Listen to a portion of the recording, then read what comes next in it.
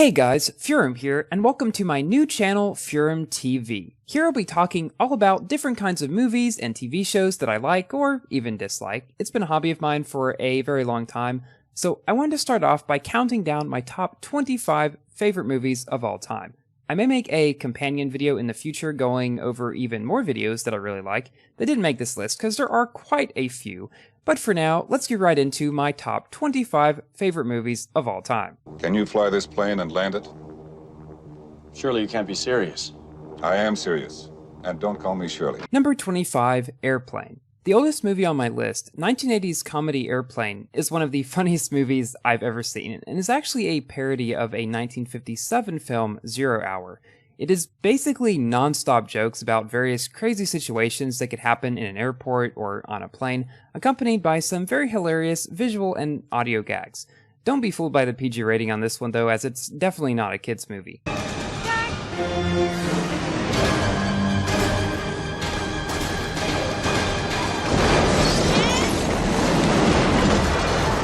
Number 24, Speed. This 1994 action thriller stars Keanu Reeves and Sandra Bullock before they became famous. The central of this movie is relatively simple. What do you do if a guy straps an explosive device to a loaded bus and tells you that he'll trigger it if you don't stay above a certain speed? It's got a cool opening elevator scene as well. The whole movie is just incredibly intense and will hold your interest throughout. Before we get started, does anyone want to get out?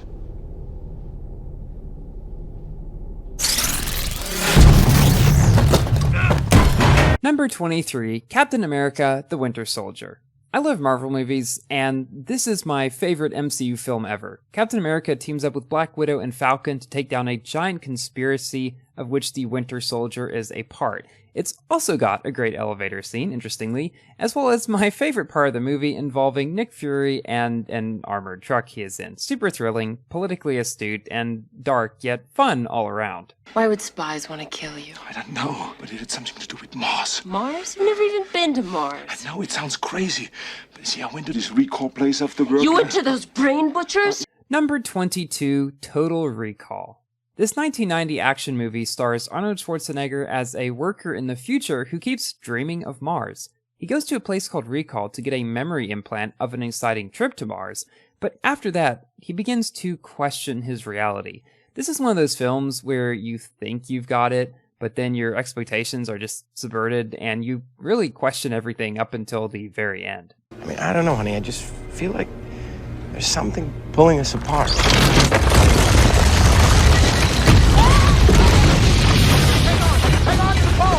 Number 21, 2012. I love disaster movies, and this is probably the biggest one ever created, by the master of the genre, Roland Emmerich. Definitely a popcorn movie, 2012 is full of epic earthquakes, explosive volcano eruptions, giant tsunamis, and pretty much every other city-toppling spectacle your heart could desire. There isn't really much of a story, honestly, to try to explain, but I just love coming back to this one every once in a while, just for the amazing visuals, honestly. It took us, what, 6 days to get here? And the coast is 2 days away. You're saying that we get out by going deeper in? Yeah, if you like, yeah. Like? No, I don't like. Number 20, Annihilation. I don't typically care for horror movies, but this one is just so masterfully made and so beautifully shot that I had to include it. A mysterious phenomenon dubbed the Shimmer has been spreading out from a lighthouse on the coast. Natalie Portman and crew decide to venture in, but they just aren't prepared for the incredible mutations taking place inside. It's really an incredibly enthralling experience, or horrifyingly beautiful, as one commenter put it. She couldn't have reached up there by herself. She's not tall enough. Somebody has her. That's quite an assumption, Miss Pratt. But how else could her stuff disappear? Number 19, Flightplan. A lady takes her daughter on a flight, but then wakes up to find that her daughter is missing and no one can actually remember seeing her. Where could she have gone, and was she ever there in the first place? I can't remember being as tense in, honestly, many movies as the first time I watched this one. It keeps you on your toes and keeps you guessing till the very end. Honestly, quite underrated in my opinion. I never really see anybody talking about this movie. Why does it feel so strange? You're not shooting the bullet. You're catching it. Number 18, Tenet. Christopher Nolan is my favorite movie director of all time, and Tenet is his most recent film, involving not time travel, but time inversion. As in, people have to travel backwards through time to save the world. With an incredible soundtrack and really an intricately woven plot, Tenet makes for a really wild ride. It won't be the last Nolan film to appear on this list, nor the last time-fiddling one either. You alright? I feel like I know this place. I recognize this corridor. Number 17, Triangle. Marketed as a horror movie, but really more of a thriller, Triangle follows the story of some friends out on a boat that capsizes when they run into a storm. They board the first ship that comes their way, but when it appears to be abandoned and strange things begin to happen, they begin to realize that not everything is as meets the eye, as our main character descends further into madness. I just love this one.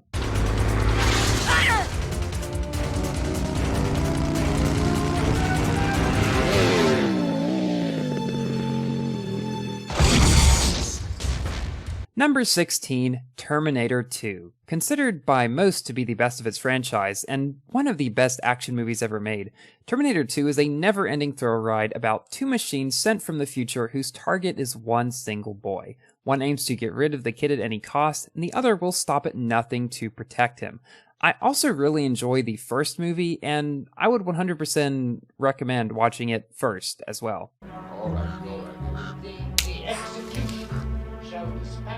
What? I thought I just saw... Never mind. Number 15, Harry Potter and the Prisoner of Azkaban. You may be thinking that this doesn't really fit in with the rest of my list, and you would be right, except for one major detail that I cannot say anything about without spoiling the entire second half of the film. But rest assured, it is spectacular, and this is easily my favorite children's film. The rest of the movie is as funny and heartwarming as you would expect from a Harry Potter movie. James, do you think you're living in the future? 1996 is the past. No, 1996 is the future. This is 1990. Number 14, 12 Monkeys. Bruce Willis stars as a convicted prisoner who is sent back in time to prevent a virus that has devastated Earth in disastrous ways. You may be able to see a pattern here. I really enjoy time travel films, and 12 Monkeys links and ties everything together in an incredibly satisfying way. It's got its weird moments, particularly Brad Pitt playing an insane patient, but it's overall very fun and intriguing. They're experimenting on people here. I don't know, boss. How do you believe a crazy guy? That's the beauty of it, isn't it? Crazy people, they're the perfect subjects. They talk, nobody listens. Number 13, Shutter Island. Leonardo DiCaprio stars as a federal agent come to solve a mystery on a secluded island where a mental institution sits. Throughout his time on the island, he begins to suspect that not everything is as it seems, leading to a truly memorable conclusion and some very intense moments along the way that I really can't say anything about. I love movies where you really are just as confused as the main character until the very end. Definitely one worth checking out. Just do me a favor and sit tight for a second while I get this evidence downstairs. You know, I don't want some maid walking through here and making the bed. LAPD should be here any sec. Wait. Number 12, Catch Me If You Can. Based on a true story, Steven Spielberg's film shows the journey of a young man played by DiCaprio who becomes very wealthy by counterfeiting checks, pretending to be various professionals, and a very determined FBI agent played by Tom Hanks will stop at nothing to catch him. Hilarious hijinks ensue, delivering memorable scene after scene that I tend to go back and rewatch somewhat often. Take those binoculars, pick any player on or off the field, and I will guess the number. Any player. That's like 100 to 1. Number 11, Focus. A Will Smith and Margot Robbie film that largely flew under the radar. Focus tells the extremely twisty story of a team of professional pickpockets who start playing with bigger and bigger sums of money, which need larger and larger intricate plans to keep up with. There's one notable scene I really enjoy about a super involved betting play. Honestly, it's one of the best movies you probably have never heard of. You're looking for the secret, but you won't find it. Because, of course, you're not really looking. You don't really want to know. You want to be fooled. Number 10, The Prestige. One of the lesser-known Christopher Nolan films, The Prestige takes place in the early 1900s, I believe, and is about a couple of magicians, played by Christian Bale and Hugh Jackman, who will stop at nothing to try and outstage and upstage the other, and eventually this leads to a point of no return where the sacrifices become too much for either man to handle. It's very dark and won't be for everyone, but what can I say? I love dark movies. What if I could put him in front of you? Huh? The man that ruined your life. And if I could guarantee you that you'd get away with it, would you kill him? Number 9, Predestination. A slow burner of a film, but one that is well worth your time. Predestination follows a time-traveling agent, Ethan Hawke, who embarks on one last mission to prevent an attack in the future that kills thousands. But along the way, he comes face to face with, and I won't spoil anything more here, I promise you, you will not be able to predict how this plot is going to end up. Blows my mind every time I see it still. Building a dream from your memory is the easiest way to lose your grasp on what's real and what is a dream. Is that what happened to you? Listen, this has nothing to do with me, you understand? Is that why you need me to build your dreams? Get off of me. Number 8, Inception. The quintessential Nolan sci-fi film, widely regarded as one of the best movies made in recent years, Inception is a mind-bending journey into the mind of a man. Literally. DiCaprio's a thief who enters people's minds to steal their secrets, but what would happen if you want to implant a memory into an individual instead? It's honestly a very riveting and smart movie, and I would recommend Inception to anyone. It's a game with memory. Cards drawn are the past, ones to come are future. And the best part? It's beatable. Are you talking about counting cards? Number 7, 21.